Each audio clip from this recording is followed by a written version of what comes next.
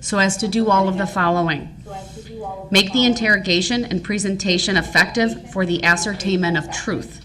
Avoid needless consumption of time. Protect witnesses from harassment or undue embarrassment. The next section, a witness may be cross-examined on any matter relevant to any issue in the case, including credibility. In the interest of justice, the judge may limit cross-examination with respect to matters not testified to on direct examination. The next section, leading questions. Leading questions should not be used on the direct examination of a witness except as may be necessary to develop the witness's testimony. Ordinarily, leading questions should be permitted on cross-examination.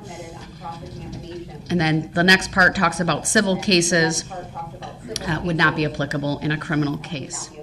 So that is a statute that guides what I do, not just in this case, but in every case that comes before me for trial, or even a motion hearing. And in my almost 11 years on the bench, I've presided over dozens and dozens of cases that have gone to trial. To say that this has been the most challenging of my career would be an understatement. I've done my best, I believe, to be fair, to be unbiased, to protect the rights of not only Mr. Brooks as it relates to this trial, but those of witnesses, those of the victims, and of course, last but not least, the jurors. Prior to the court taking an early lunch this morning, a couple of things happened that I think are worth making a further record about. Going to the beginning of this morning, where it is true, I did not do my usual practice of asking if there were any preliminary issues that the parties wanted to address. In my mind, I wanted to get to the witnesses. We were at that stage. I knew there were a number of witnesses to be called, and I wanted to ensure that it was done effectively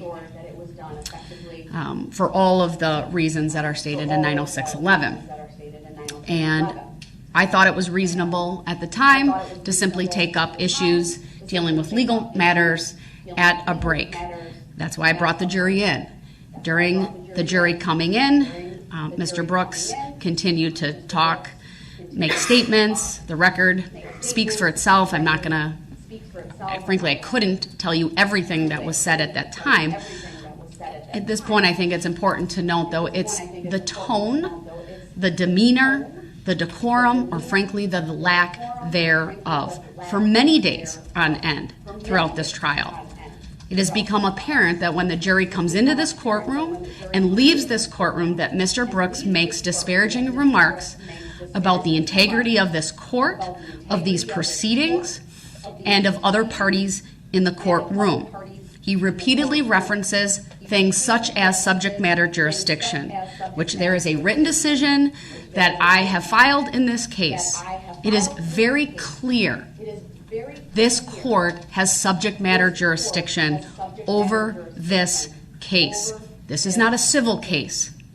This is not a case in federal court, for example, where subject matter jurisdiction sometimes becomes an issue for things like whether there's a federal question that's involved.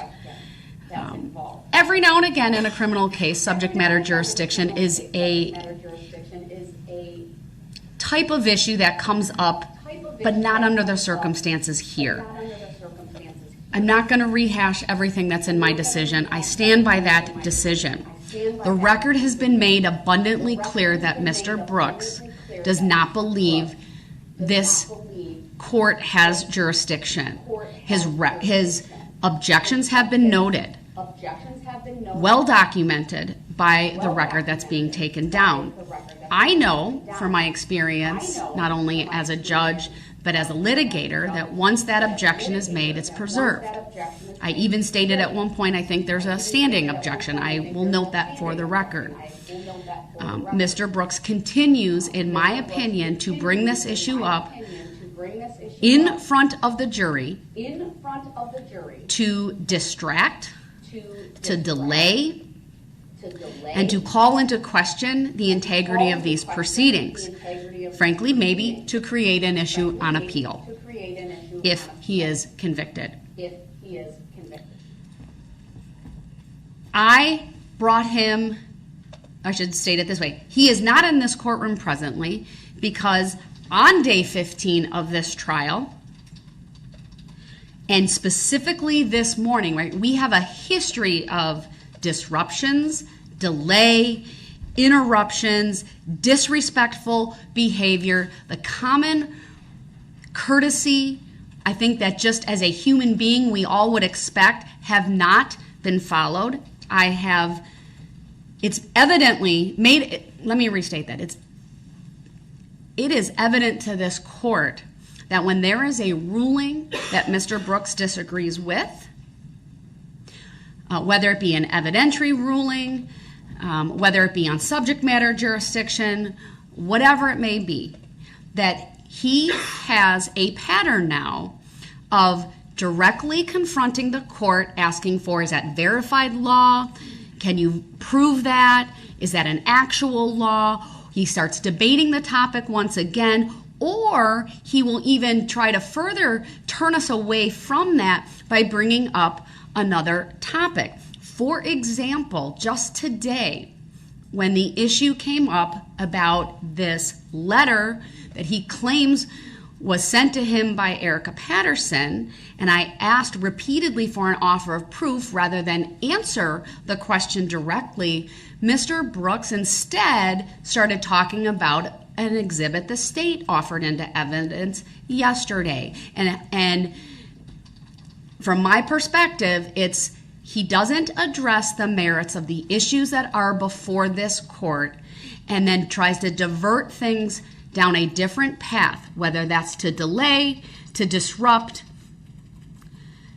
or just simply be discourteous. I think all of those words would be an accurate description of what is happening. That was one piece of, or one objection or series of objections that I actually went off the record. Not off the record. I actually dismissed the jury in order to try to get an offer of proof from Mr. Brooks. And as that exchange went on, it got, from my perspective, he got louder, he got more disrespectful. I think it's fair to say his behavior was volatile, and it's because of that that I called an early lunch.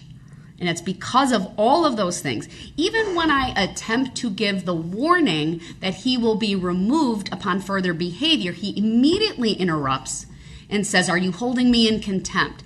A very clear indication to this court that he is attempting and trying and actually disrupting the proceedings so that I can't make an accurate record. Like I said, it's challenging. That is why he is in the other courtroom muted so that I can make the record. And I will confirm with my clerk and the bailiffs. I should have done this at the beginning, but I believe, thank you, my clerk did confirm that they can see, they can hear, we can see as well.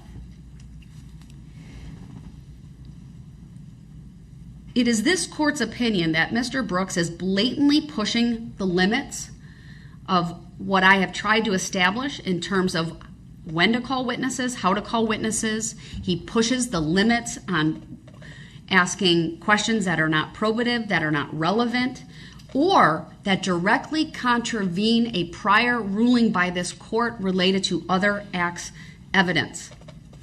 That ruling that I made was to the benefit of Darrell Brooks, not the state, Darrell Brooks, the defendant. There have been multiple witnesses who have themselves stopped, basically looked at me and, can I answer that question, basically? Is there nonverbal communication to me? Or some have actually said, I don't think I can answer that. There have been other witnesses where I've stopped them from answering so as not to bring in the other act's evidence. The most recent of which occurred this morning with Erica Patterson and the repeated questions to her related to either information she did or didn't give the detective when the detective spoke to her on 2 separate occasions. There's been other questions throughout the trial to, I believe, to Detective Guth directly and other witnesses who had information about why that may have been the case. But this witness, I think, has been very, very careful to not run afoul of the court's prior ruling. That leads to the evidence claimed by Mr. Brooks that he has related to a letter and photographs. As I indicated before the break, I've looked at both 906-16 and 906-08. Those are generally 2 of the statutes dealing with character evidence. That would be 906-08. 906-16 deals with bias. From my perspective, the questions that were actually asked and answered about do we have a child together? Well, he didn't ask it quite that way. I'm summarizing, but regarding their common child, regarding whether he sees the child on or off, where they met, things of that nature, are solely to attack her character, as a mother, which is wholly improper. The only character evidence that would remotely be allowed under, at least for a witness under these circumstances, would be character for truthfulness, which would not even be from this witness. It's typically another witness comes in and testifies to that, and only about opinion evidence, their opinion of the person's character for truthfulness. Under bias, 906-16, I didn't see where it also related to her credibility. It says, for the purpose of attacking the credibility of a witness, evidence of bias, prejudice, or interest of the witness for or against any party to the case is admissible. Again, simply attacking her on her motherhood. That's my perspective. I did not receive the answer to the repeated questions I asked regarding the offer of proof and this letter that he claims was sent by Erica Patterson, and then the photos. The issue as it relates to this witness is a single charge in the case. It is a battery charge with a date of violation that is alleged to be November 21 of 2021. To allow Mr. Brooks to ask the witness about contact after that point in time is not relevant. He has not given me any reason as to why it's relevant. The state also, I think, rightly points out that if those questions were to be answered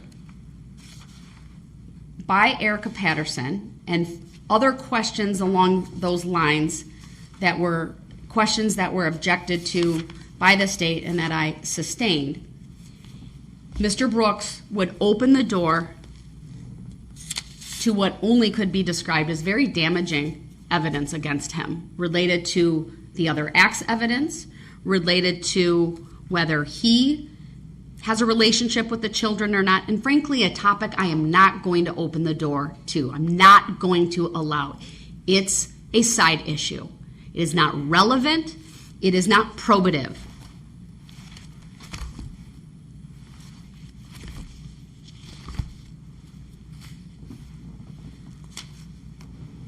But certainly one could argue, based upon the questions, topics that the door could be opened to.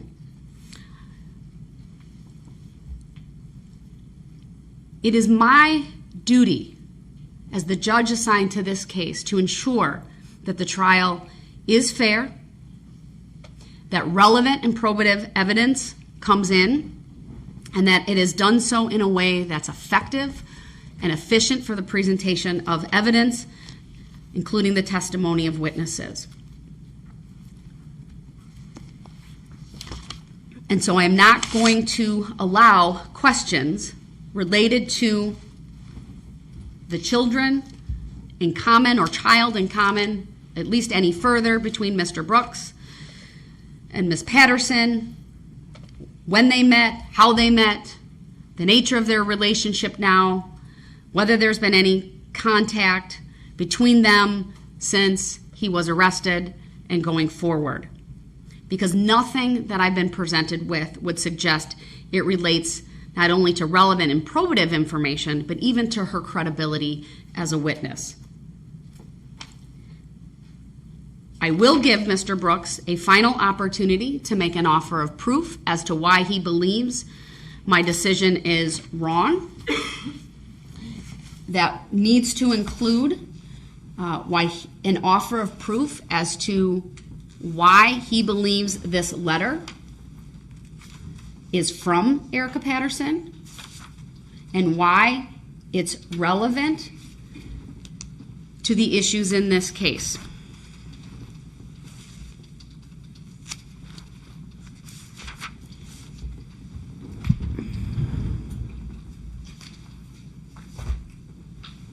Because he came in to the courtroom this afternoon and is not in here but in an adjacent courtroom, I want to make some additional findings as well and kind of just tie up a few loose ends for the record. As the Supreme Court in Illinois versus Allen stated, it is essential to the proper administration of criminal justice that dignity, order, and decorum be the hallmarks of all court proceedings in our country. The flagrant disregard in the courtroom of elementary standards of proper conduct should not and cannot be tolerated. Trial judges confronted with disruptive, contemptuous, stubbornly defiant defendants must be given sufficient discretion to meet the circumstances of each case. No one formula for maintaining the appropriate courtroom atmosphere will be best in all situations. This court has utilized an adjacent courtroom with superior audio and video capabilities that I believe are the functional equivalent of being present in this courtroom. Mr. Brooks's behavior today alone was disruptive. I would absolutely characterize it as stubbornly defiant. It was interruptive, and it certainly aggravates the proper administration of the criminal justice system, of this trial. There was nothing dignified about it. There was nothing orderly about it. I would remind him once again of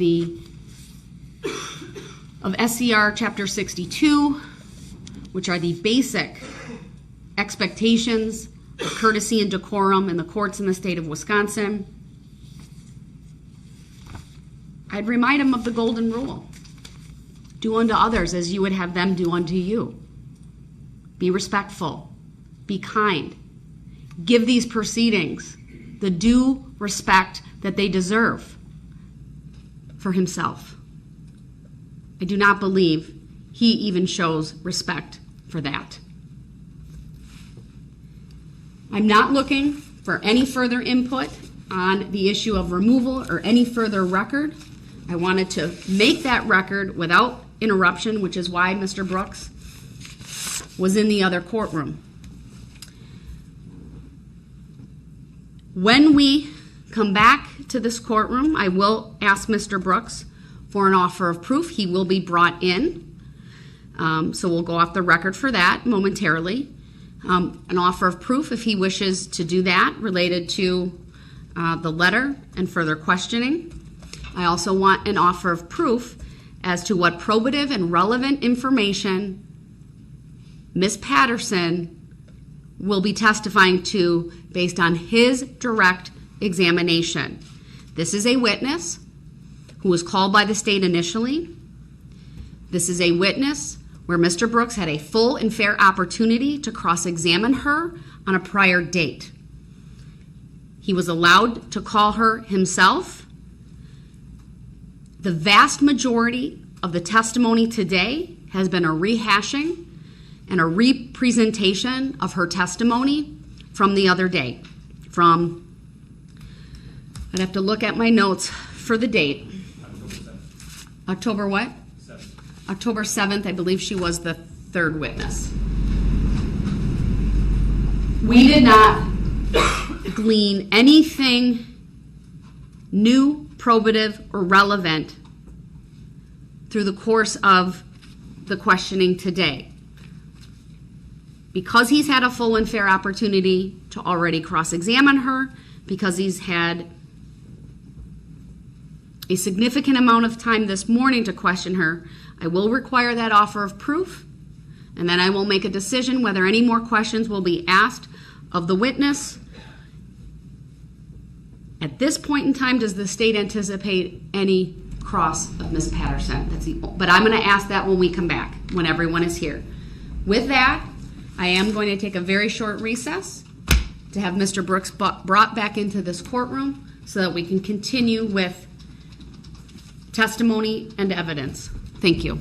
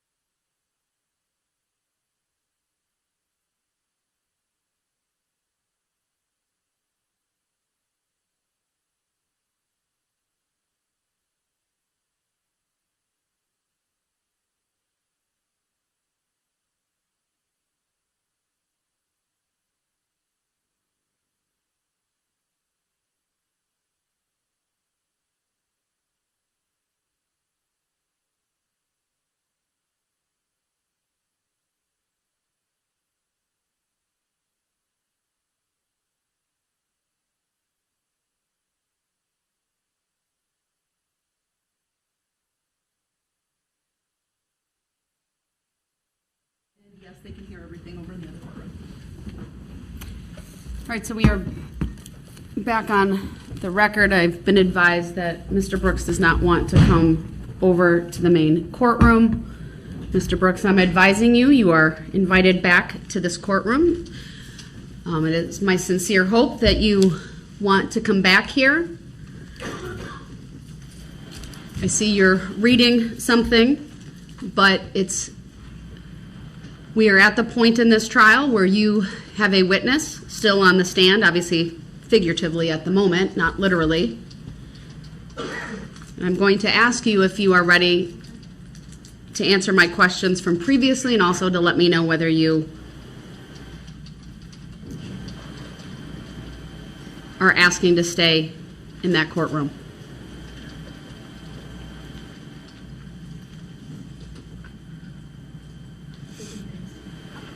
I've been advised he can hear and see. Mr. Brooks, we are on the record. I'll go through the topics one by one. You are in the other courtroom. You are invited back here. Would you like to come back here? Yes or no? Are we supposed to be back on the record? Yeah, she's asking a question. The audio is on. Would you like to come back to this courtroom, sir? Well, unmuted. You're unmuted. So I'm finally unmuted. You've been unmuted for a while, since I came back on. My understanding, sir, is you'd like to be in that other courtroom. Is that true?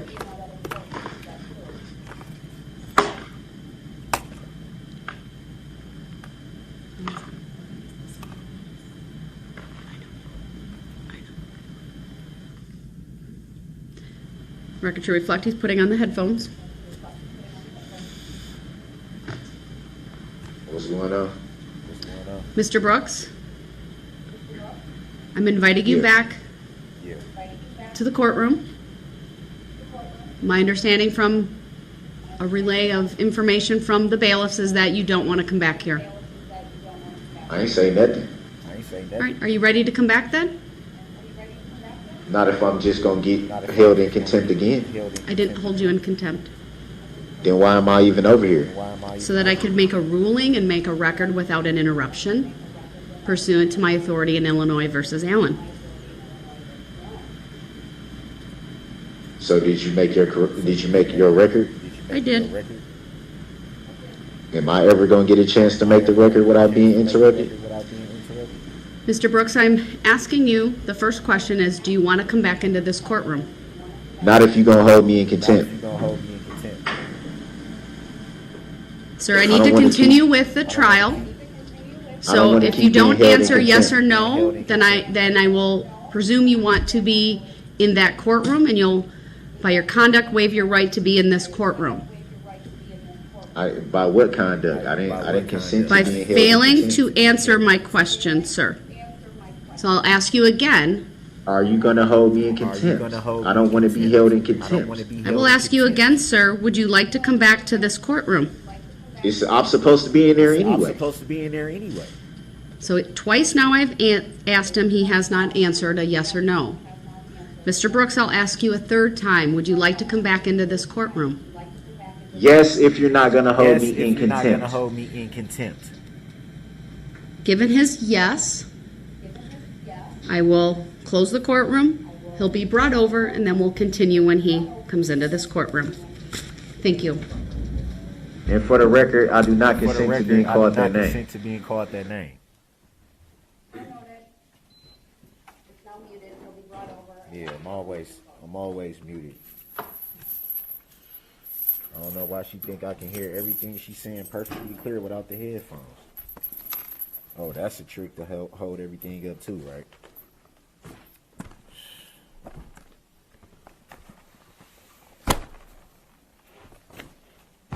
Ain't gonna do nothing but hold me in contempt, man. I might as well stay over here. You want to go to the side for me, please? Thank you.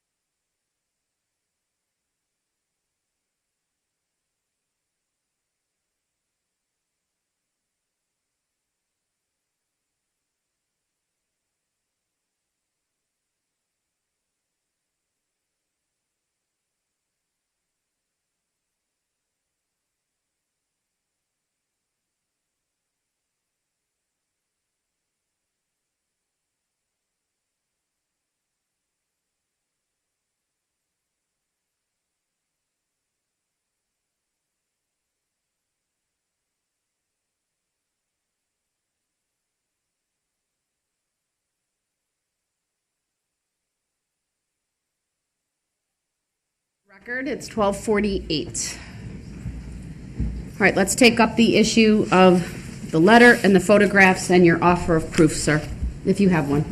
I don't need no offer of proof. I'll ask you a second time. Do you have an offer of proof We to can go provide, past all sir? that. We can go past all that. I don't need to ask them questions. It's too much of an issue. It's too much of a problem. Mr. Brooks, I'm going to ask you for a third time. Do you have an offer of proof I related just to said the no. route? I just said no. I just said that. All right, thank you. Then, based upon there being no offer of proof, then my decision stands. As to the continuation of the examination of Ms. Patterson, I would like an offer of proof as to what you believe her probative and relevant testimony will be from this point forward. I mean, I don't know how she's going to answer the rest of the questions. There's not that many questions left. I was almost done. What topics generally were you going to question her about?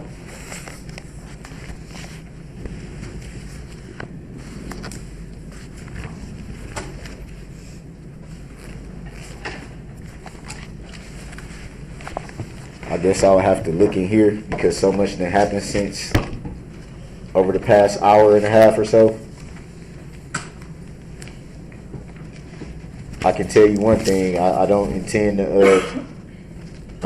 to have too many more questions. I tell you that. I was almost finished. I need an offer of proof as to what you believe her testimony would be, meaning what topics? And are they topics that have not already been covered either through her direct examination from the state, your cross-examination, or already covered by your direct? I don't remember her. What do you mean by related to her direct question? Is that from the last time she testified? From the first date that she testified and from today? What remember, new topics will I don't you be? remember everything she testified to the first time. It was 2 weeks ago.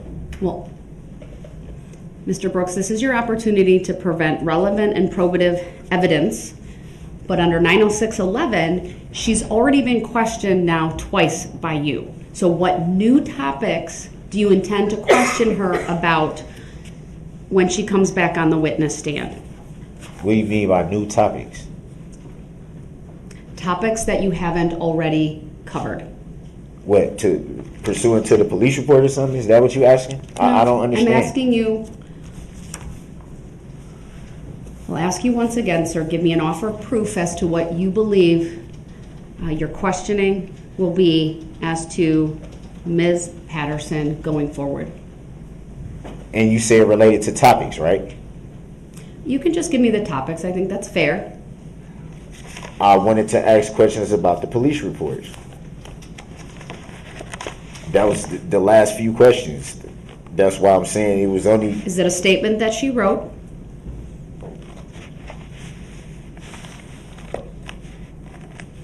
I don't know if it's a statement that she wrote in here. Do you see a written statement with her signature on it? I'll have to go through all the paperwork. Is there a written statement from Ms. Patterson? No, Your Honor. It's my understanding Detective Guth spoke to her on both occasions. Is that right? Yes, with Detective Barrett with him on the first occasion. Detective Barrett wrote that first report. Both interviews were also recorded. Previously provided with discovery? Absolutely.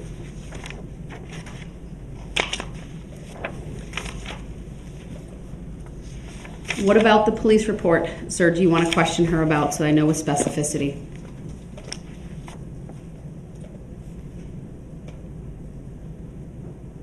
Oh, I'm looking at it now.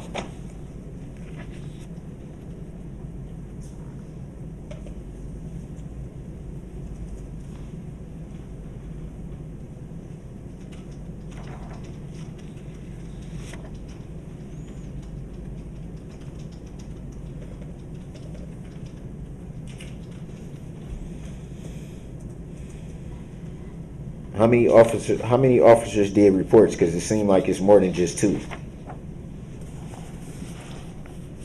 At least from this paperwork, is more than 2.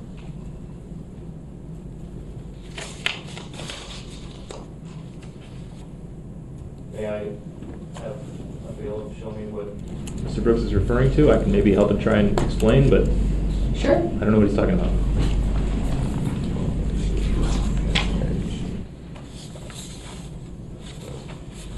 I can't find a that, but whoever that officer is right there. I have to snatch it.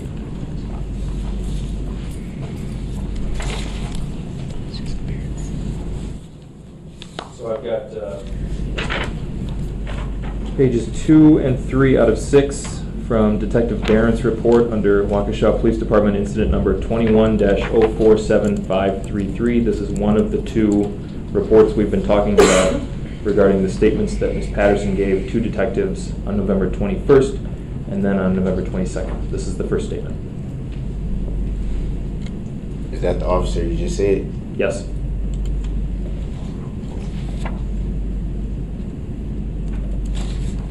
What about that report do you want to question this witness about?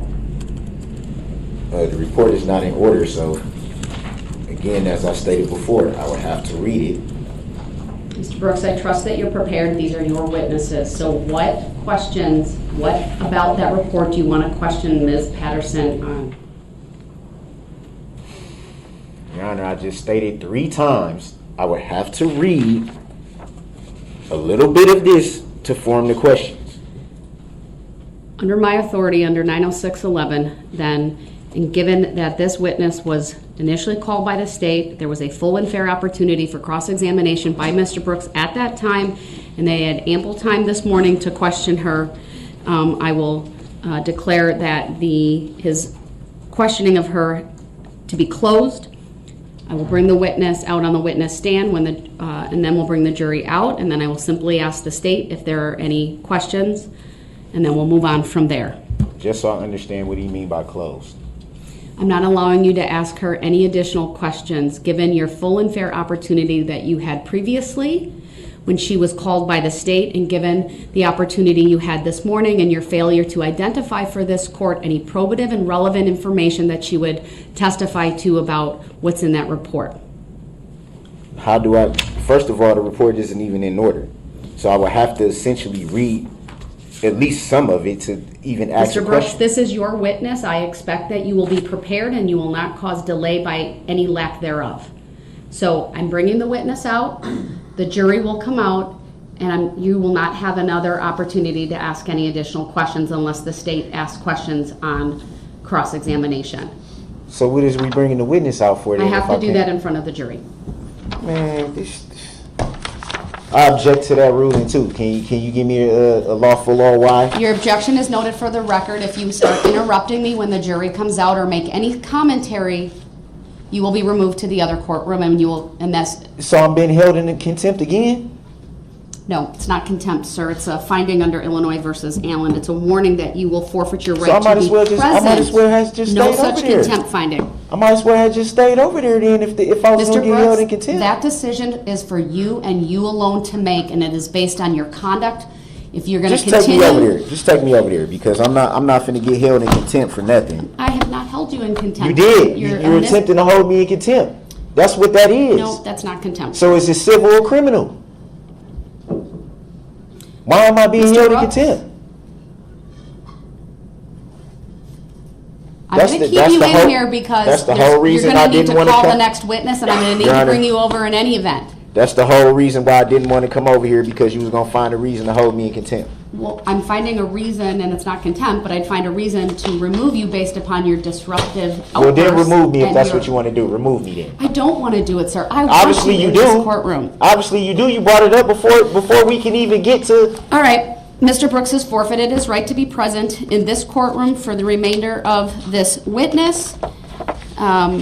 Even So though it will be did I actually short, forfeit that right? you have forfeited your right to be present.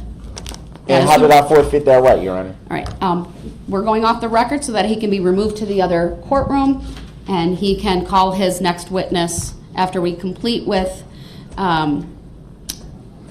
Ms. Patterson and giving the state an opportunity from the neighboring courtroom. And once you can promise to this court that you will abide by the rules of decorum and civility, and if you're willing to conduct yourself consistently within that, then I will allow you to come back over. So why am I being held in contempt now? I'm not holding you in contempt. Then what did I do? All right, I'm going to step off. You've interrupted repeatedly. I'm going to step off.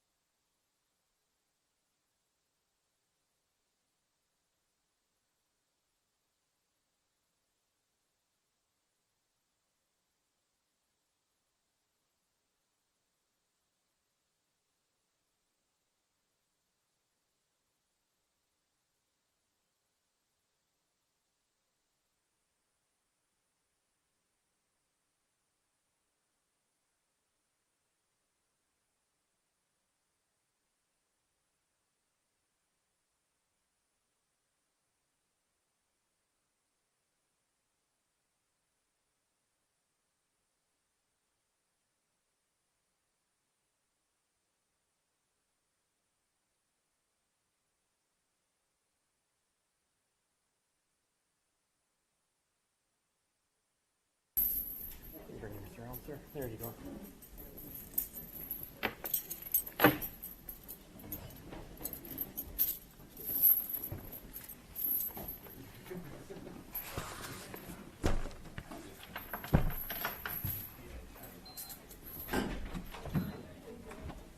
Rob, do you need yours?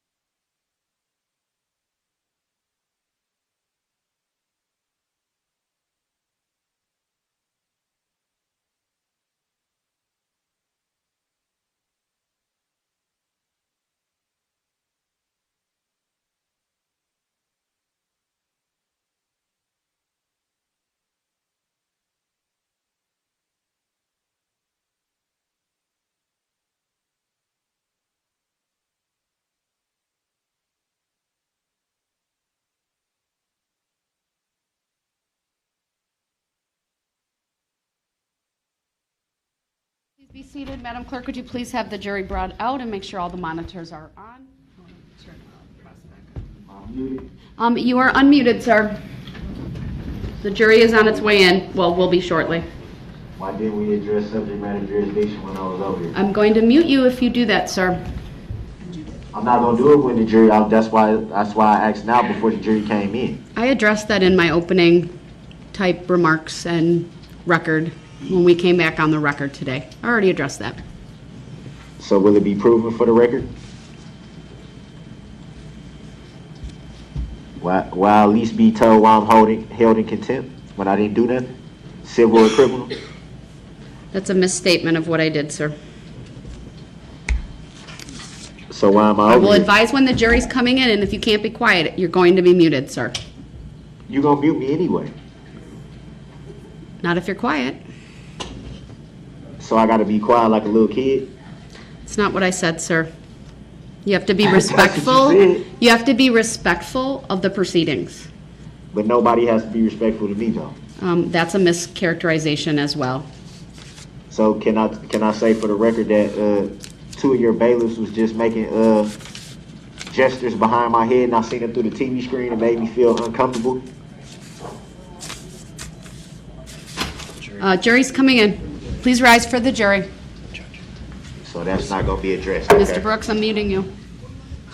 Middle District of Pennsylvania. Oh, okay. That's the federal district. That was a appeal.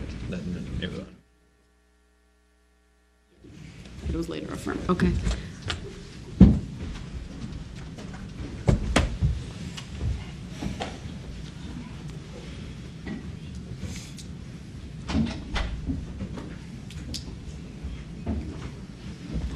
Can I have the preliminary instructions for a second? Oh, sure. We should just keep them. They're nearby. Thank you, everyone. Please be seated.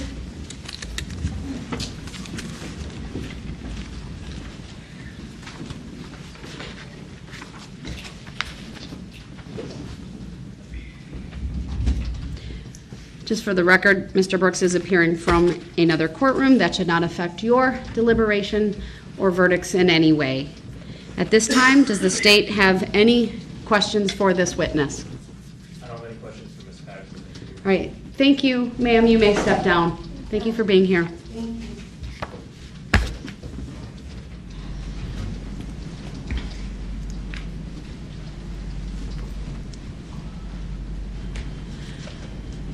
All right, the defense may call its next witness, please.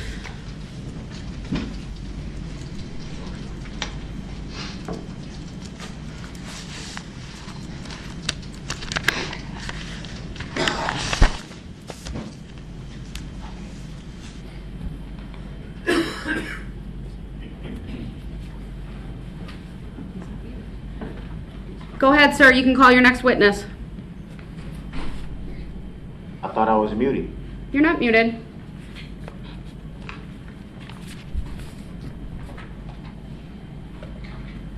So how long am I supposed to stay in here now?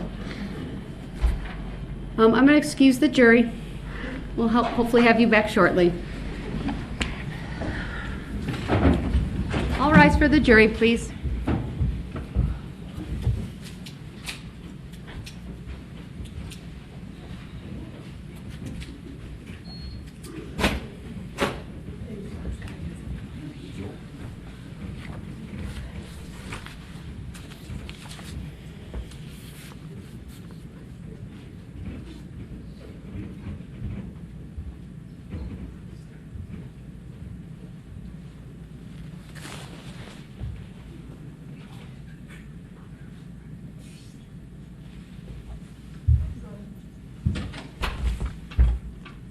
All right, the jury is no longer in the courtroom. Mr. Brooks, I had the jury leave the courtroom because it appeared to me you wanted to perhaps either ask to come back into the courtroom or make another record of something. Do you want to come back into this courtroom as you call your next witness?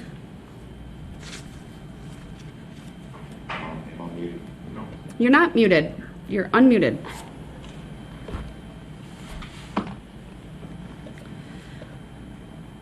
So what's going on now? Why am I being held in contempt yet again? The record will reflect that pursuant to Illinois versus Allen, Mr. Brooks was not held in contempt, although that is one of the possible ways for a trial judge to handle a defendant who is stubbornly defiant, disruptive, and contemptuous, that is not the only way in which a judge can address a defendant that is being discourteous, disrespectful, and disruptive. So pursuant to the authority in Illinois versus Allen, I found that you forfeited your right to be present based upon your conduct. I'd also direct the parties to some persuasive authority from other jurisdictions that are more recent, including People versus Cone from the state of Colorado, 160 P. 3rd 366. It's a Colorado Court of Appeals from 2007. And then from the state of Washington, from their Supreme Court, State versus Davis, 461 P. 3rd 1204. That's from 2020. And then I'd remind the parties of the district court decision that was later affirmed from Pennsylvania, U.S. versus Jennings, 855 F. Sup. 1427 from 1994. The finding was, sir, that you forfeited your right to be present based upon your conduct. Okay, and all those case laws you just cited are pursuant to that. Sir, I will ask you, would you like to come back into this courtroom as you continue with the calling of witnesses and your next witness? I thought you was using Illinois versus Allen. You are welcome to come back into this courtroom, sir. So why was I removed in the first place then? I've made my findings. The record will stand. I will ask you one last time. Would you like to come back into this courtroom as you call your next witness? You're not finna hold me in contempt no more. Not finna do that. Mr. Brooks is not answering my question directly, so based upon that, I'll advise him that if I will ask one more time and he fails to answer it with a yes or no, I will take that as a no, that he wants to stay in that courtroom. You can't answer Mr. for me. Brooks? You can't do that. You can't do that. Mr. Brooks, I'm advising you that I will. He's interrupting me once again. From Okay, the other you talking. courtroom. You the one talking right now, so don't do that. I'm going to Don't. mute him because he's not being respectful and he's just spouting off. So he did not answer my question directly. He has not reclaimed his right to come back into the courtroom because, number one, he has not requested it. Number two, he hasn't answered my question about whether he wants to come back in. And number three, he hasn't stated or demonstrated a willingness to conduct himself consistently with the decorum and respect inherent in the concepts of courts and judicial proceedings. I will give him one more opportunity so that it's abundantly clear on this record that I am honoring his right to be present, and I will unmute him. Sir, would you like to come back into this courtroom as you call your next witness? Don't try to seem like you're trying to honor my rights now because you haven't been doing it he before. is, again, not answering the question directly. Don't try to put on no, don't. I'm going to mute him again. As I've noted before, this is a clear method now that Mr. Brooks is employing, that when I have done something that he disagrees with, that he just continues to argue with me and does not answer questions directly. So based upon his continued disruptive behavior, the fact that he will not answer my questions directly, I'll find that he is continuing to forfeit his right to be present in this courtroom. Clearly, the audio and visual technology are working. He's been responding, although not appropriately. He is in that other courtroom. We can see him. He does have the headphones on, and I've confirmed that he can see and hear as well based upon the court personnel that are in the other courtroom. So I'll make another finding that his appearance from the other courtroom is the functional equivalent of him being present in this courtroom. Mr. Brooks, before I unmute you, I am going to advise you, I will ask you to call your next witness. And if I don't get a direct response out of you, I may ask it again. And if you fail to give me a direct response, then you will forfeit your right to call any other witnesses. So I'm going to unmute you. Actually, I need to bring the jury back out. But before I do that, I will unmute you first and ask you which witness you intend to call so we can at least have that person ready to go and outside the courtroom. Who will be your next witness? I'm not calling no witness if I got to be in this other courtroom. Would you like to come back into this courtroom, sir? Why was I ever removed? You never answered. I've I made gotta a record answer of that, everything. sir. I have to answer everything though. Everything you ask me, you expect me to answer, but then when I ask you questions, you never have to answer anything. I just put on the record that 2 of your bailiffs just made gestures. When I'm looking at them off the reflection of the screen, they're making gestures behind my head that make me feel uncomfortable. I just brought that up on the record. You didn't even address that. Mr. Brooks, I didn't address it because frankly you keep interrupting me and then I have to deal with the interruptions and make a record regarding that. So I just saw the captain walk over. I will let security personnel, Captain Dussault, look into that, and if appropriate, he can bring that conduct to my attention. I'd also remind the defendant that at any time you can also ask to be brought over through the bailiffs who are in that courtroom. So to be abundantly fair to you, I will ask one more time, would you like to come back over to this courtroom? I should have never been removed. That's not answering my question, sir. You haven't answered my question. The court's not going to answer questions directed at the court by the defendant because they're not relevant or probative at this time, and they're a delay and disruptive tactic. They're Mr. not Brooks. a delay and disruptive tactic. Is that a judicial determination that you're making? I'm going to mute you because we're going off on the judicial determinations. Every decision I make, sir, is by definition a judicial determination. It is on the record. If there is a conviction, you can raise whatever issues you want on appeal if you are convicted. But we don't need to have this back and forth every time to further make the record when the record speaks for itself. You were given plenty of opportunities throughout this trial to make offers of proof, to state your legal reasoning for either an objection or for a question that's being asked or for a whole host of other things. But right now you're not doing anything legally relevant, you're being disruptive. I would like you to be present. That is always what I want during this case. It certainly, I think, is important, but you can forfeit your right to be present by your conduct, which you have done repeatedly throughout this case.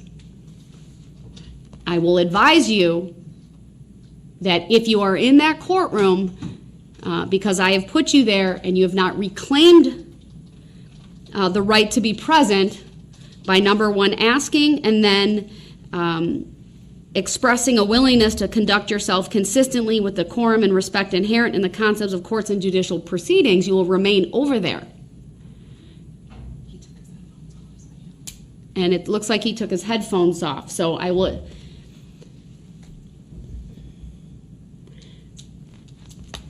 Mr. Brooks, I'm advising you that if you fail to call a witness, you will forfeit your right to present any additional witnesses.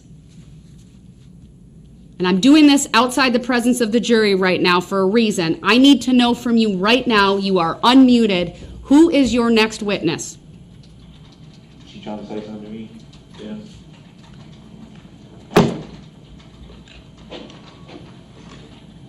What you trying to say?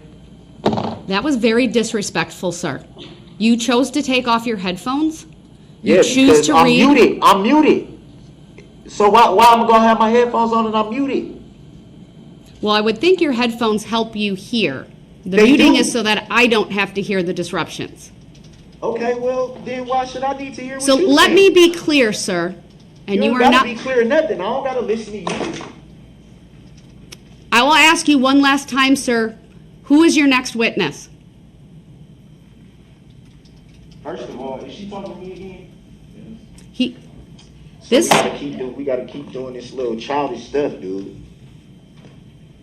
I gotta sit up here and I'm supposed to abide by every single rule, but don't nobody else gotta do that.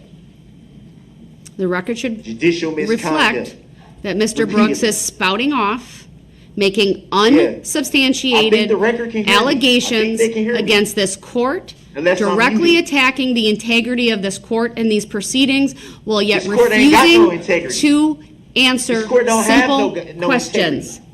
Mr. Brooks, you That's are... not my name. I told you I don't consent to being called that name.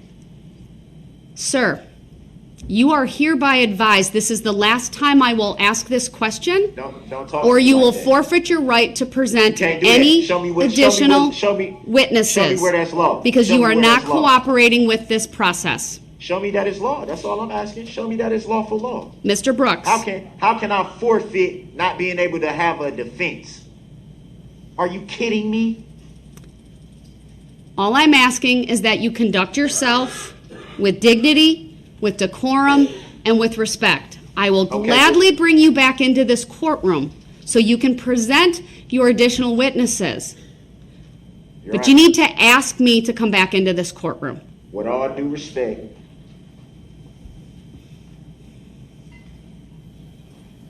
I'm tired of having this back and Tired forth of with having you this every back day. and forth with you every day. It's not my intention to It's come in not here my intention to and, come and in have here this and have these interactions with you every these day. It's interactions not. with you every day. It's Regardless not. to what you may think, Regardless to what you may think, regardless to how you may feel, regardless to how that you is may not my feel, intention. That is not okay? my intention. Okay? I simply do what I do because I do not have the understanding. Have the understanding. So if I don't So understand if I something, don't I'm going to understand ask a something, question. I'm going to ask a question.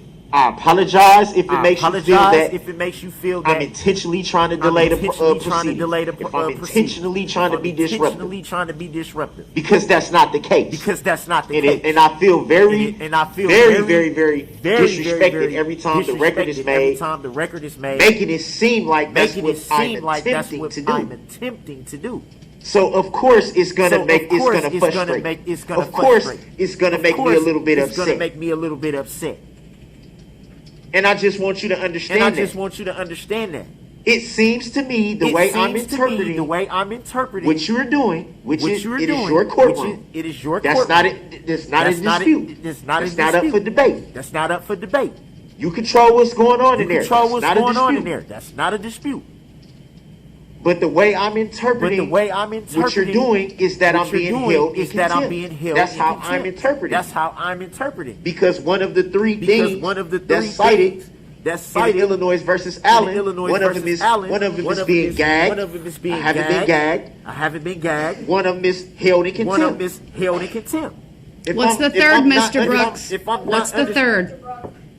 The third is removed third from the is courtroom while the removed trial from the continues, courtroom right? while the trial That's the continues, third, right? And That's the that's third, what's right? been done. Okay. So now, Okay. So now, where does it say after where that does it say after that that having me on a headset, a or headset, being able to see or and hearing being all able this to and see this, and how hearing is all that this and this, not how is that prejudicing not my prejudicing defense? Sir, you can I raise can't that even- issue on I can't- appeal. I can't even. You This can is raise why I that say that. issue on This appeal is why I if say you that. are This is why I say convicted. that. This is why I This is why I say say that though. This is Because why I I say can't that even though. see. 'Cause The only thing I can see right now when I'm looking at the see right now when I'm TV looking is at the you TV is you and the prosecution table. I and the can't see prosecution anything table. else. I can't see anything else. I understand that, sir. I'm fully aware of that. So I'm not fully So aware I'm of what's not going on in fully the aware courtroom. of what's going on in the courtroom. Don't I deserve that right? Don't to I be able to deserve see that and right hear to be able everything to that's going see and on? hear everything that's going on? If you can conduct yourself consistently with the decorum and respect inherent in the concepts of courts and judicial proceedings, the answer then is yes. So, what did I do? I'm not going to have a what did I debate do? with you about the law.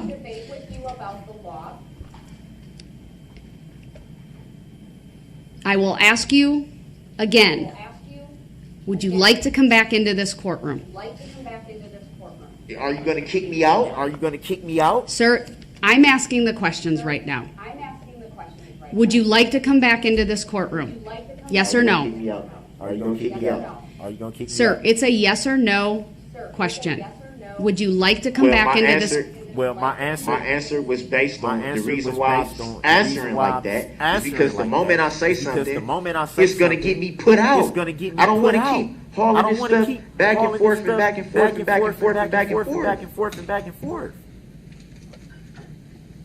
It makes essentially it wastes his time, really. It wastes his time, really. I'm well aware of that, sir. That it delays the Yeah, but- proceedings. Yeah, but But then it's laid at my feet as if that's my attempt. You think I want to be over You here? think I want to be over here? Sir, I don't know what you want or don't want at this time. I know that we need to complete this trial and that you have frustrated today more than ever before the ability of this court to do that. Well, I apologize for you Well, I feeling that way, but apologize I'm for you feeling frustrated that too. way, but I'm And frustrated too. nobody seems to take that into account. I'm just as frustrated as I'm just everybody. as frustrated as everybody. Probably more. Probably Then I more. suggest still- that you then conform I your still- conduct to the requirements There of is courtcy no and conduct, decorum Your so Honor. that you don't Conduct, run the Your Honor. risk of forfeiting your right to be present. But there that is falls no- on you but and there you is- alone, sir. There is no conduct. There That's is no I conduct. I don't understand what you mean by that. I don't understand what you mean by that. I really don't. Mr. Brooks, I really don't. you may not understand it. I don't think that's accurate. I think you know exactly what you're doing. If that's what you think, that's fine. I can't argue And with you have about yours. demonstrated throughout this case that you pay attention to witnesses' testimony, that you make cogent and coherent objections, at times that you have even had evidence suppressed in this case or stricken. That's the word I used during this case. You made an opening statement. You communicate with witnesses. So Your you Honor, clearly it's read, not write, fair. and It's understand not fair. English. That's not an issue not- here, sir. It's not fair Are to you say- self-represented? it's not fair to say. Absolutely. Does that present difficulties and disadvantages? Absolutely. But that takes me back to when you waived your right to counsel.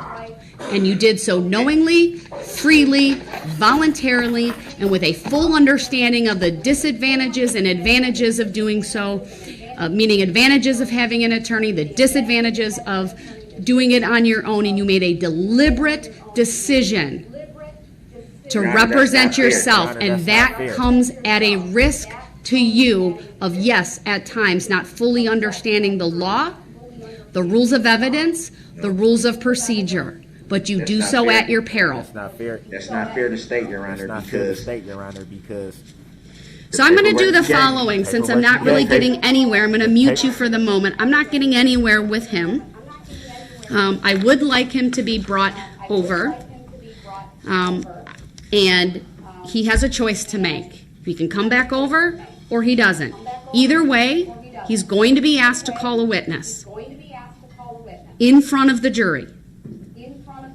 I will ask him 3 times if he fails to give me a direct answer, and after the 3rd time, I will make the appropriate finding, but I will do that outside the presence of the jury. But we are going to continue, so we'll go off the record, and he will come back over here. Thank you. We are in recess until that happens. let me know. She wants us to bring you back over there if you I mean, just to say something and then get kicked out. Man, I don't know what to tell her then.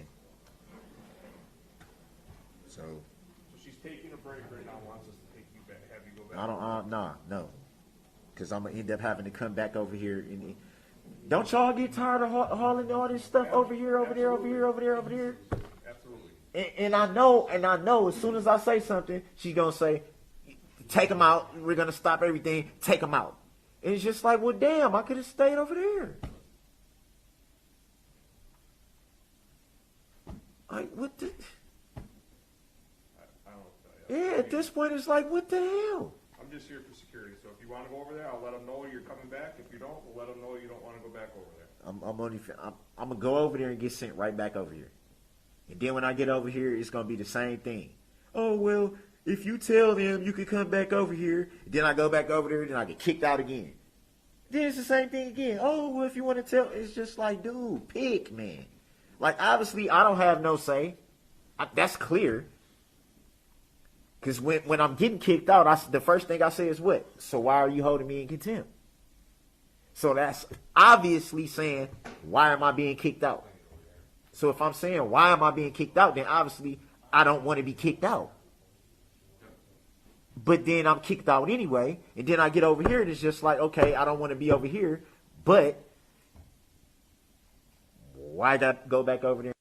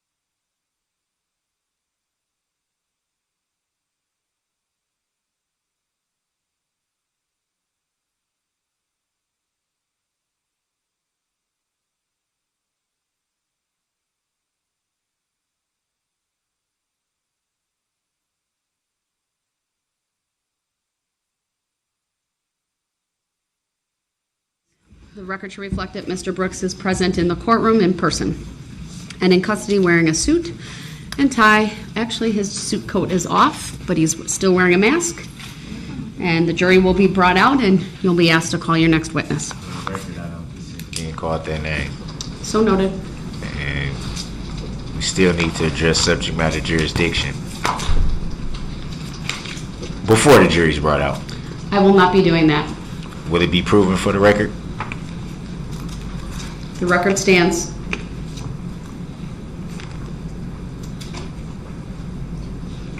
So is that a tacit agreement that you don't have to answer that question, Your Honor? I make no such agreements with you, sir. So that means you can answer a question then. Will we be addressing subject matter jurisdiction on the record, and will it be verified and proven?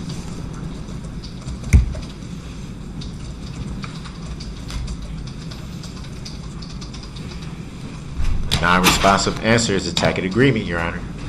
Jury's coming out.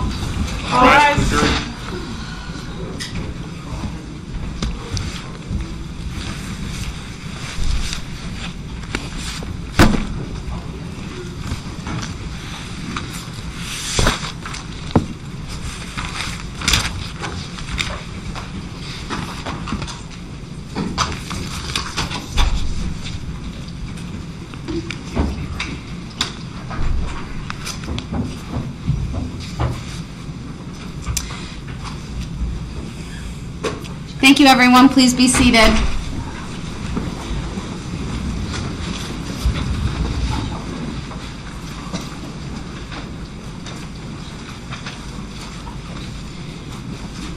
The defense may call its next witness. Who's here?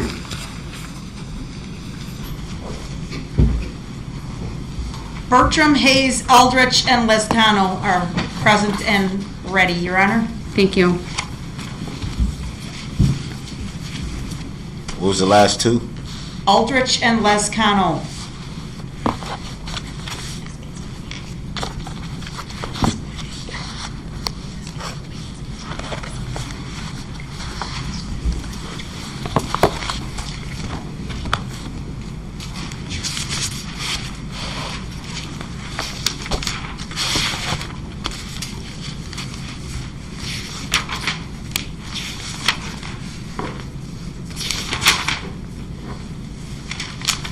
Let's go with Deanna Aldridge. Deanna Aldridge? All right, very well.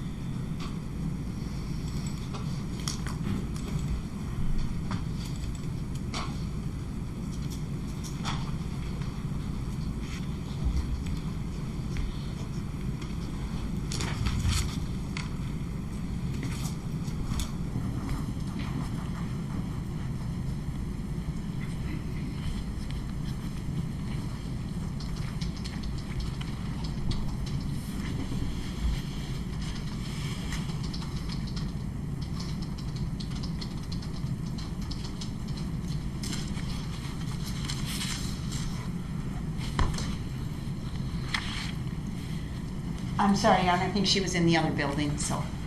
That's all right. Thank you for letting us know.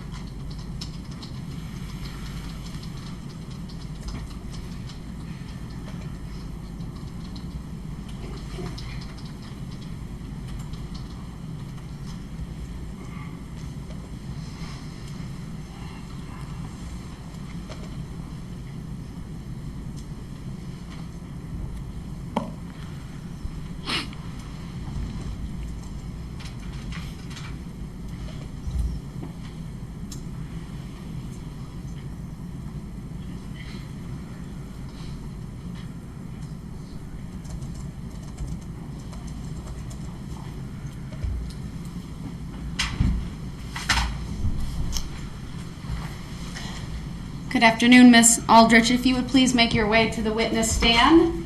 It is up by me. It's up a riser.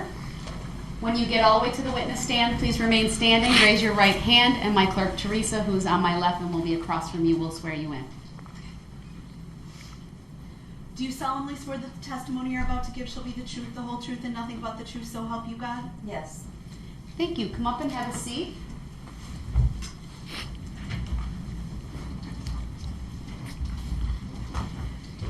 The first thing I will ask you to do is to state your first and last names for the record and then spell each. Okay. Deanna Aldrich, Deanna. Last name is Aldrich. Thank you. Go ahead, sir, your witness. Good afternoon, Miss Aldrich.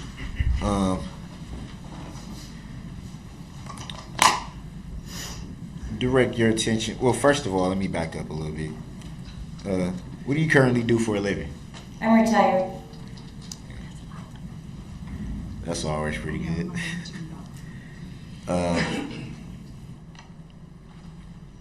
Direct your attention to the evening of November 21 of 2021. Do you recall that evening pretty good? Yes. Where were you staying at the time? I live on Maple Avenue. And during that evening, did you hear anything unusual? I did. And do you recall what that was? I heard a large thumping noise in my neighbor's yard, and when I came out to my porch, I saw a red SUV. Back up a little bit to the thumping noise.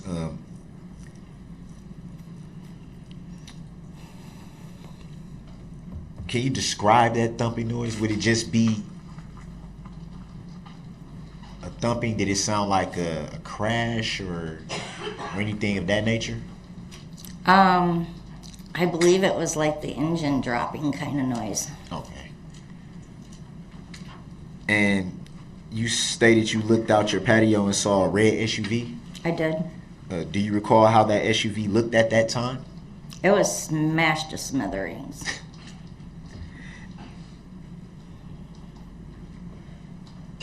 Do you recall if the red SUV was still running at the time that you observed it?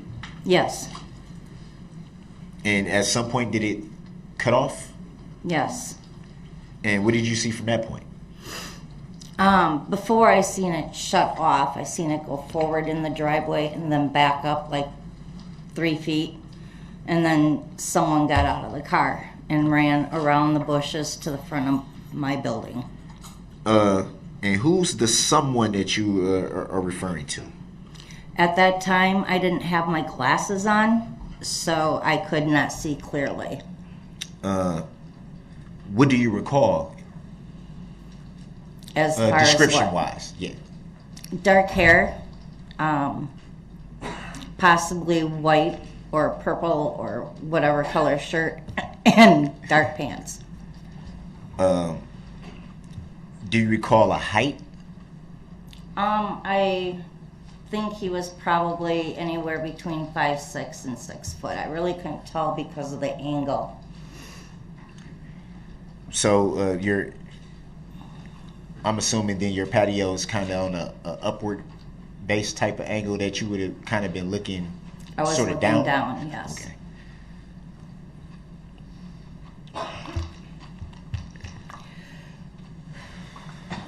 And the individual you stated ran in what direction at the time that you were observing? My porch is here, and he ran from the driveway here around to the front of my building. Did you see where the individual went from that point, or could you not see because of where you were positioned on the patio? He stopped to, if you were looking at the building, he stopped to the right of the building front. And the building front, is that a street? Yes. Not all the way to the street, though. Okay. He was in the front yard on the grass. Did you at any time observe this individual jump over the hood? I was running in and out of my house, so I did not see because I was trying to find my glasses as I was running in and out. So is it fair to say you were trying to locate your glasses so you can get a better look at what you were observing? Yes.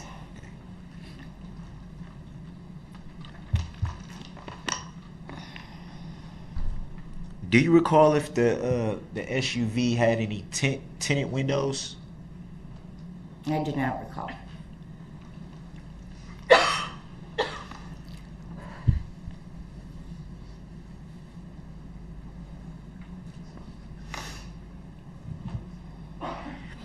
Do you recall what time of the evening you heard the loud thumping and then observed the SUV? I do not recall.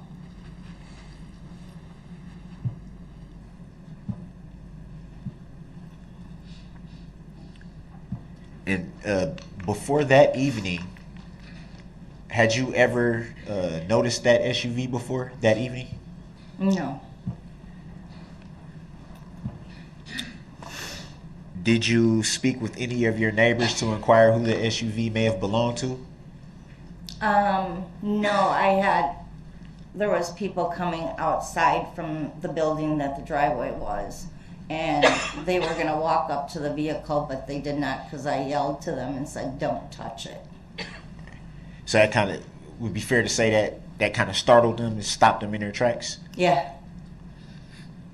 Do you recall how many people there were? Maybe 10.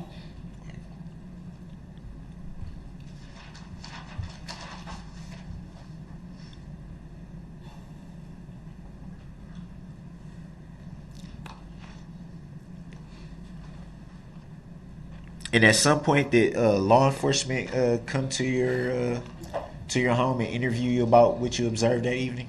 Yes. And do you know if they? Well, I'm assuming they took a report. Would that be fair to say? They came up to my apartment and asked me some questions.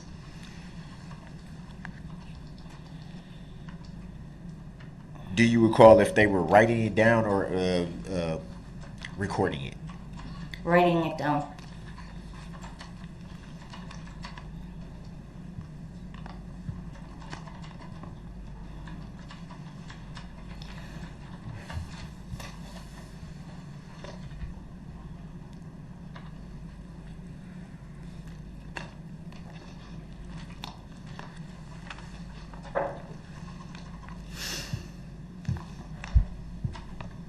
If you recall, did you Did you ever learn what the loud noises were that you heard before seeing the SUV? No.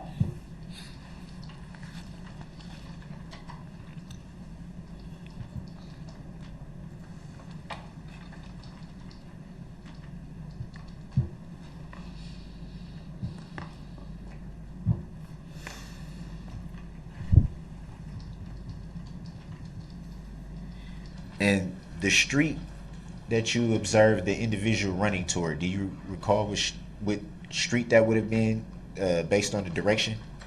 Arlington Avenue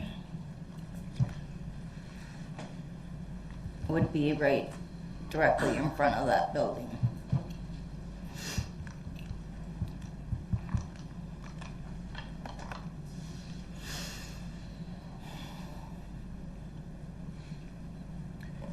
You didn't see the individual run towards Maple Street? He ran towards Maple Street and came around the bushes directly to the right of my patio, being up high.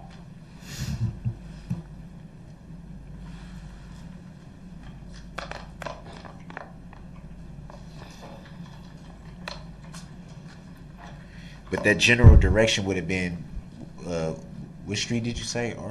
Arlington. Arlington. I apologize.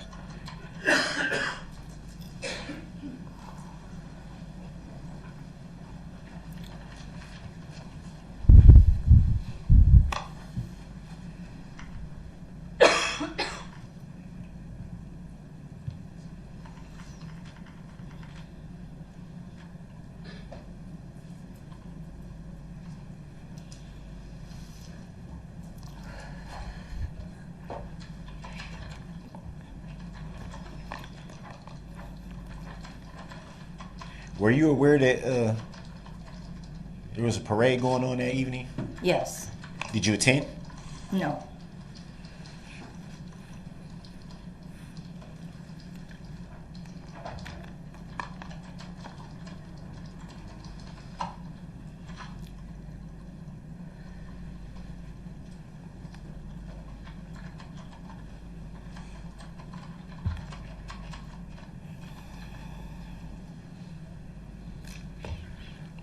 After you spoke with the law enforcement officers that evening, did any more law enforcement officers come back and interview you at any time after that evening? They did not interview me that evening. They came early the next day on the 22nd. Oh, I'm sorry. After the 22nd, did any other law enforcement come back out to interview? No.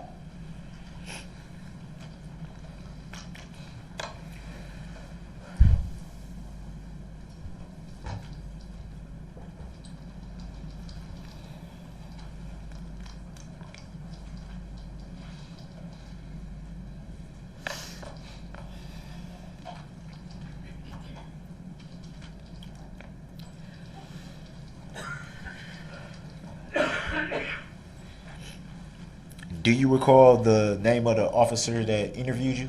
No.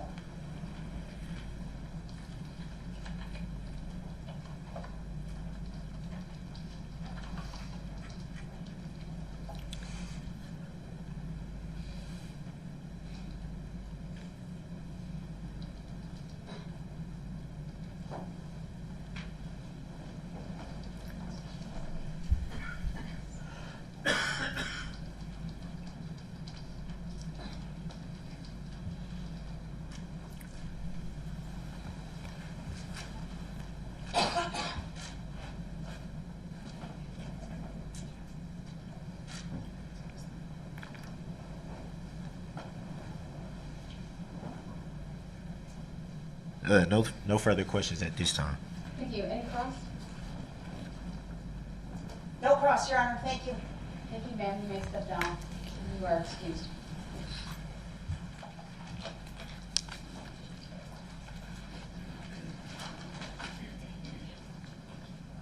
Defense may call its next witness.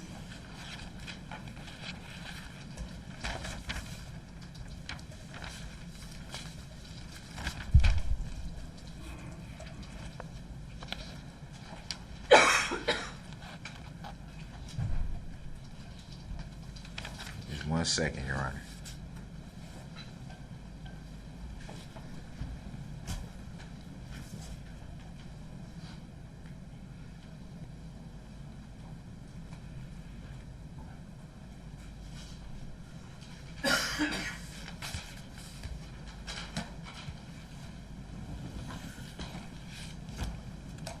The defense calls Christopher Bertram. All right, thank you.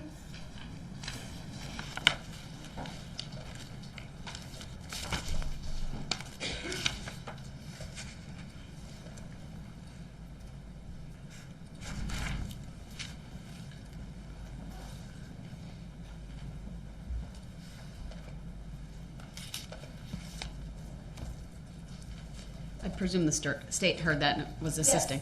Thank you. Your Honor, my assistant. I didn't want to assume, so thank you for Yes. verifying that.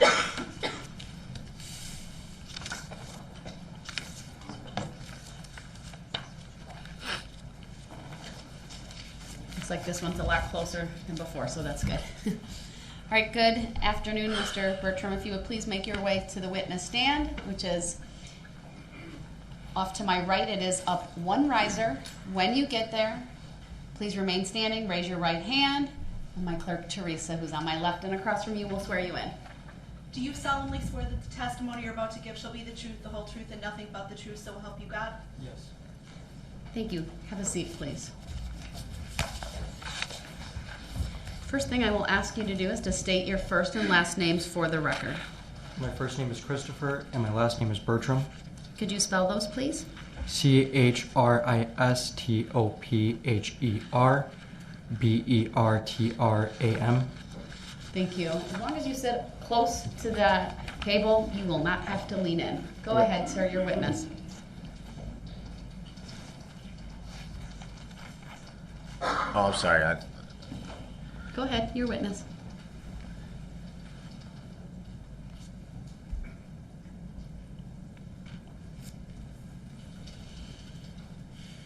First of all, good afternoon.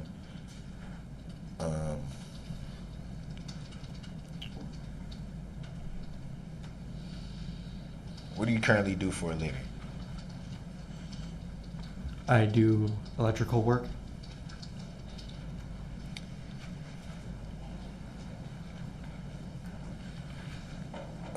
Directing your attention to the evening of November 21st, 2021. Do you recall that evening pretty well? Not very. Do you recall what you were doing that evening? Yes. And what were you doing that evening? Taking my mother's car to our mechanic friend. Were you aware of a parade going on that evening? No.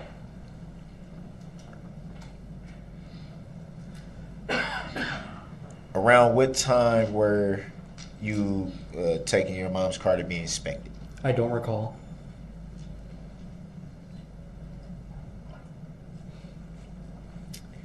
Do you recall seeing anything that caught your attention that evening? Yes. Can you state what that was? A smashed up red car. And do you recall where you saw that at? I believe it is Prospect Court Street.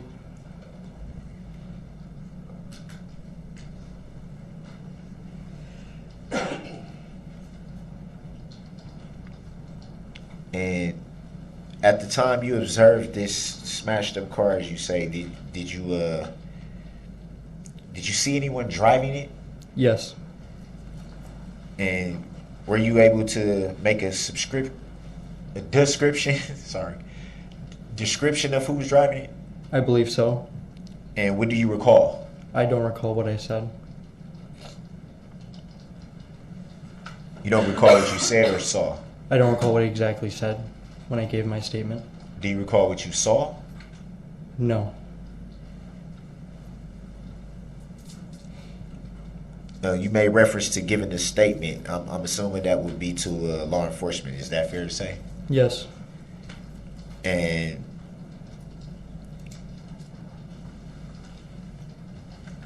did they write down?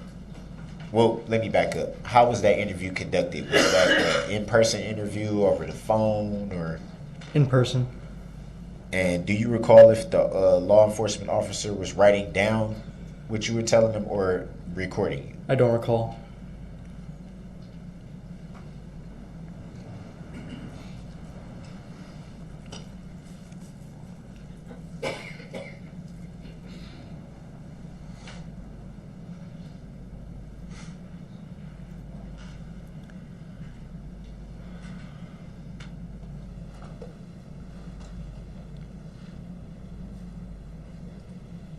Did you observe the vehicle stop at any point in time? No. So it was pretty much you just saw it just kind of just rolling past. Yes. Did you notice if the vehicle had any tents?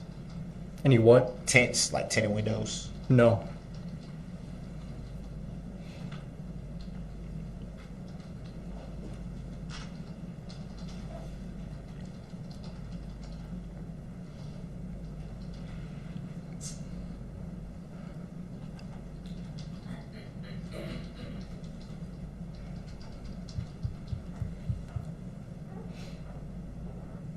Do you recall in your interview with law enforcement? Well, let me back up a little bit. Was your interview with law enforcement the same evening that you saw this vehicle, or sometime after? The same evening.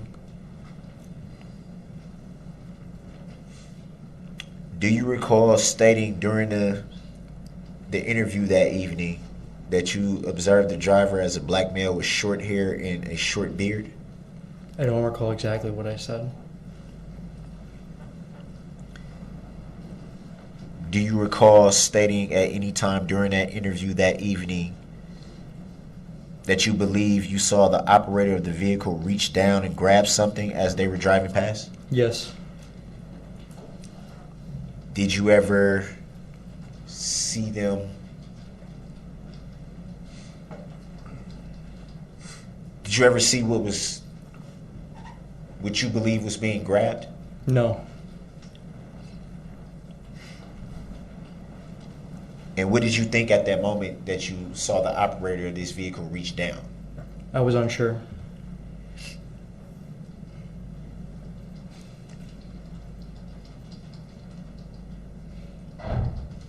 Do you recall in your interview with law enforcement that evening stating that you thought it was possibly a gun? Yes.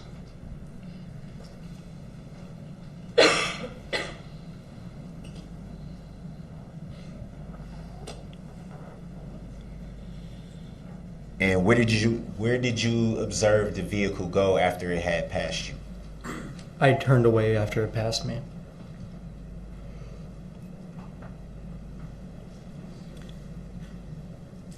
Do you recall what the operator of the vehicle was wearing at the time that it passed you? I do not remember. Do you recall during your interview with law enforcement that evening stating that you thought the operator was wearing a black sweater or jacket as it drove past you? If that is what is written. Do you recall saying that? No.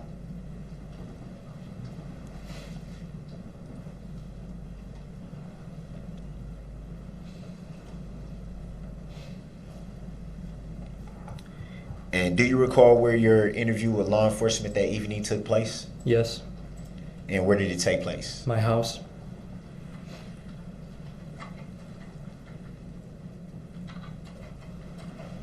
And was anyone present with you during your interview with law enforcement that evening? Yes. And who was that? My mother.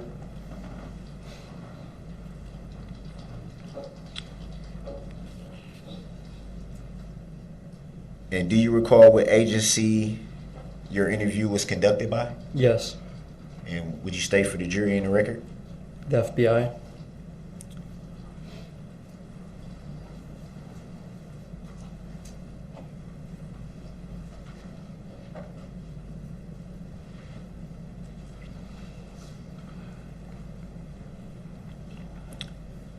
Do you recall stating in your interview that evening with law enforcement that you heard a lot of gunshots? Yes. And do you recall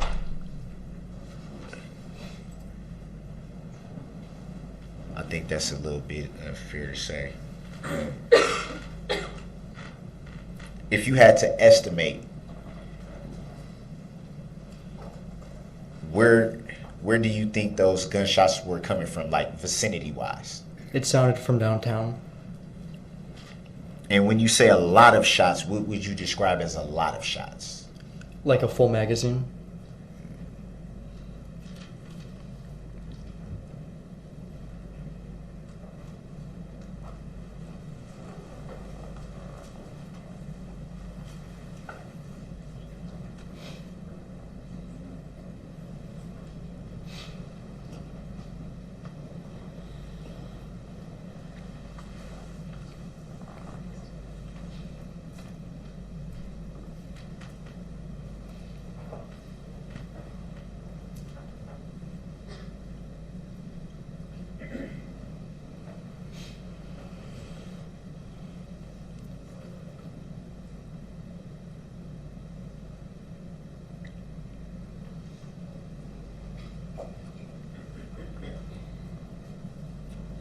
Do you recall seeing the vehicle that you observed crash into anything? No.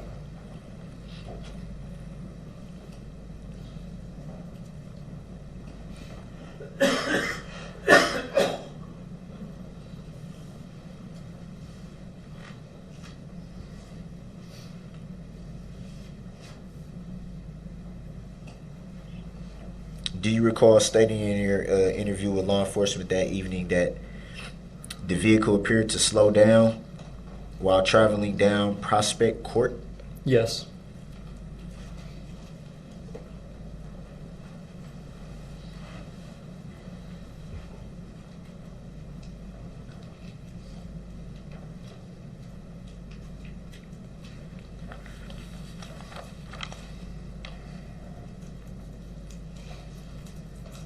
At some time after observing this vehicle, did you call 911? Yes.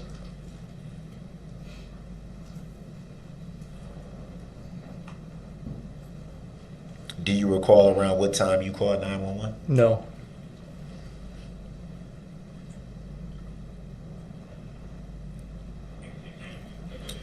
Do you recall shortly after seeing this vehicle texting anyone? Yes. Do you recall who that was? My girlfriend. And what did you tell her? I don't remember. Do you recall telling her there's a shooting? Possibly.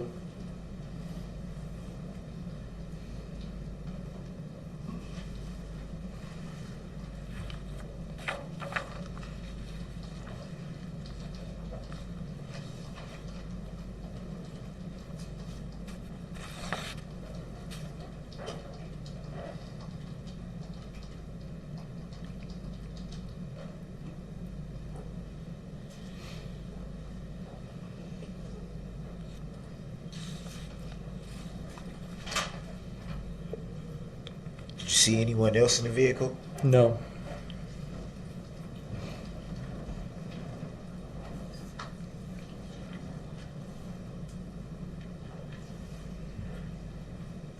But you do recall seeing the operator wearing a black sweater. I don't remember.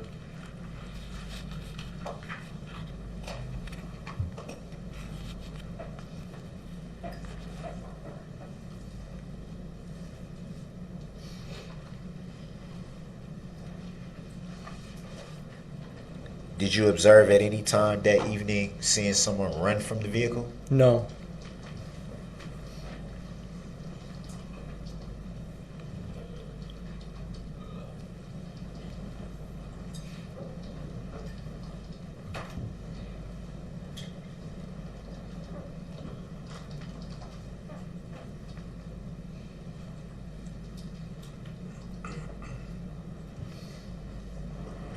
Do you recall why you would have gave a description that evening when initially interviewed by law enforcement? Because I saw the person in the car. And how did that person look? I don't remember. Grounds? Oh, his answer may stand. What was the answer? He said, I don't recall, or I don't remember. No further questions at this time. Thank you. Any cross? No. Thank you, sir. You may step down and you are excused.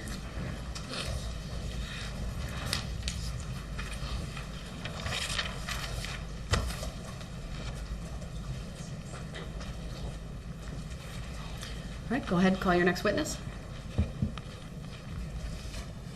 And when we get to the next break, I have something to discuss outside of the presence of the jury. If that pleases the court. Do you want to do that now or after your next witness? We can. All right, I'll address a legal issue and we'll bring the jury back in when we're ready. All rise for the jury, please.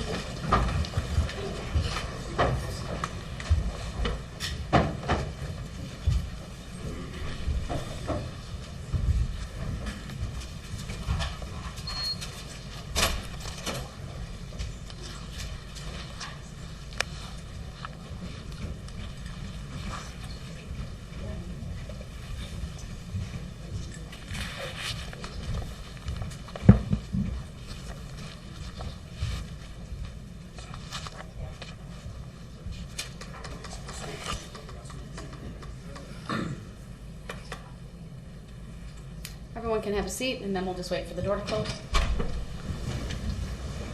Go ahead, Mr. Brooks.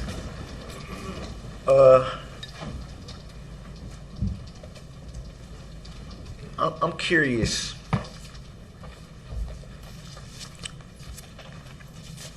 Some of these, judging by the reports, how are some of these answers allowed to pass when they're coming straight from reports made by the people on the stand? Very curious. I don't understand your question. I'm not sure what you're asking me. What I'm asking is,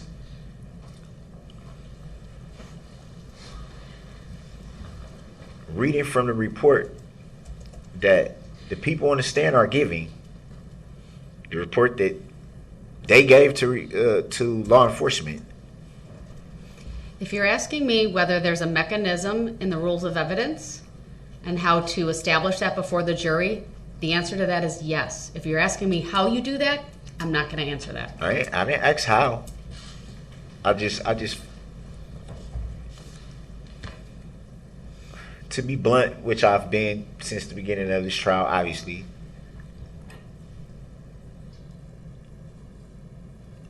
I see the whole strategy here by the prosecution. I see right through it. Don't have any cross-examination, mainly because you've already schooled the people getting on the stand on how to answer certain things. Well, that is completely speculative on your part without It's any obvious. basis in law or fact. It's obvious. Sir, you could ask questions that establish that. You can ask them if they've met with anyone. You haven't done that. So for you to say that right now is without basis. If you want to... It's clear. If you are looking to elicit what they said in the report, there is a way under the rules of evidence based upon the way the witnesses have answered to clarify that. But that requires you to call certain witnesses. I'm not going to give you any more legal advice further than that. I don't think I have to So call any other witnesses that's if not you're on the asking me to stand. strike their testimony based on your I didn't say perceived, anything then about that's that.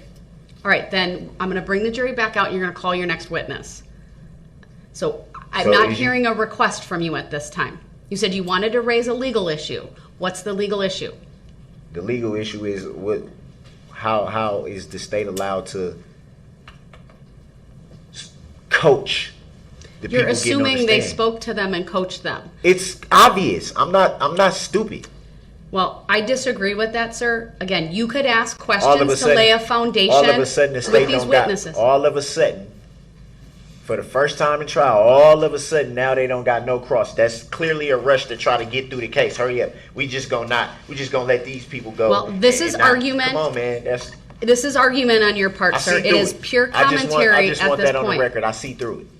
And your Nice try, see-through but I see through it. has absolutely no basis in Well, fact. I know that's what's being done. You Come could on, man. ask I'm- these questions. You could Come on, ask man. these You got the right witnesses one. certain questions, and I'm you're far, not. I'm far from an idiot. They're your witnesses, sir. If you believe. So I'm gonna start asking every witness up here that they seem just to mysteriously now not have any cross for. Have they been coached to answer the way they answer? Because Well, you can't ask that, but you can ask them if they've met with anyone ahead of their testimony here today, which you've done with other witnesses. I find it very funny that these are their reports, and now all of a sudden you can. Oh, I saw the person in the car. Oh, but Mr. Brooks, I this saw is them an reach attempt for by something. you Oh, to delay these I don't recall proceedings. what they had on. Mr. Brooks, you can there's recall no seeing purpose somebody for you reach saying something this and right don't now. know what they had on. I find that All right, very. I'm having the jury brought man. out. I'm instructing you to Come on, avoid man. the commentary when the jury comes out, or you will I didn't forfeit say- your right to be I didn't say present. nothing. Before you do that, there's an issue that we do need to take up potential as to a witness by the name of Abel Lescano. He has prior criminal history. Thank you. So as long as the jury's out, we should probably discuss that. I would like to provide the defendant and the court with a copy. So that had to of be the- said. So it's the defendant. That's not how it was said. I That was how I completely said. You want to disagree. run the record back? Mr. Brooks, So I'm the only one. I got one. I Mr. got one Brooks. ear that work, and I heard that. this Come on, is man. to Come on, benefit man. you so No, that it's you not. understand Ain't none of your this to benefit witness me, so let's be has clear a about prior that. record. Your Honor, when I leave the table, I'm away from the courtroom and I have to elevate my voice. This is the So she had to alleged elevate her record voice of Abel just for Lescano. that. Stop talking.